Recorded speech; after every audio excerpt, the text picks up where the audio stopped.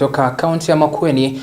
Watu 7 waliaga dunia usiku wa kuamkia leo baada ya ajali iliyotokea eneo la Nzekika, kaunti ya Makueni, baada ya gari walilokuwa wakisafiri nalo kupoteza mwelekeo na kutumbukia eneo lenye mteremko kando ya barabara. Zaidi ya watu 30 pia wamejeruhiwa katika ajali hiyo na wanapokea huduma za matibabu katika hospitali ya Makueni level 5 na hospitali ya kaunti ndogo ya Matiliku. James Mwangi anatufungulia na taarifa hiyo.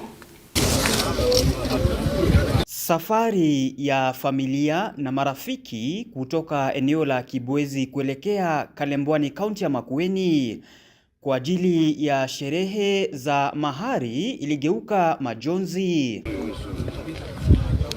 baada ya gari walilokuwa wakisafiri nalo kupoteza mwelekeo na kuhusika katika ajali iliyosababisha vifo vya watu 7. Kulikuwa na sherehe fulani ya familia katika hii area.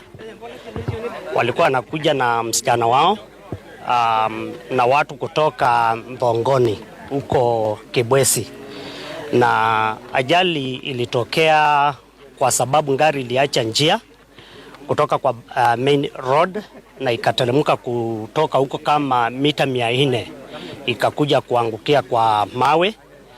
Iliweza kuumiza watu kama manusura kama 30 na ikaua watu 7. Kulingana na walioshuhudia ajali hiyo, gari lilipoteza mwelekeo na kutumbukia kwenye eneo lenye mteremko kando ya barabara. Unfortunately, some meters from the diversion, hiyo gari ikapoteza control. According to the information we got from the eyewitnesses, ikapoteza mwelekeo, na kwa maana the terrain is sloppy,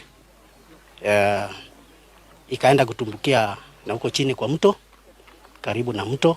Dereva na mtoto mmoja pale mbele, mtoto alikuwa analia, alikuwa anatoa sauti sana, na watu waliposikia hiyo sauti wote wakaungana pamoja. Mimi nilikuwa mmoja wao, na hawa wako wamekufa lakini walipelekwa hospitali. Zaidi ya watu 30 ambao walijeruhiwa kwenye ajali hiyo wanapokea matibabu katika hospitali ya Makueni level 5 na hospitali ya kaunti ndogo ya Matiliku. Tulipata manusura 28 wale ambao waliweza kuchukuliwa wakapelekwa pale Matiliku Sub County Hospital, na hii hospitali yetu ambao ni Makueni County Referral Hospital iliweza kureceive manusura 41. Na pale pia tuliweza kupoteza watu 7 ambao waliweza kupoteza maisha.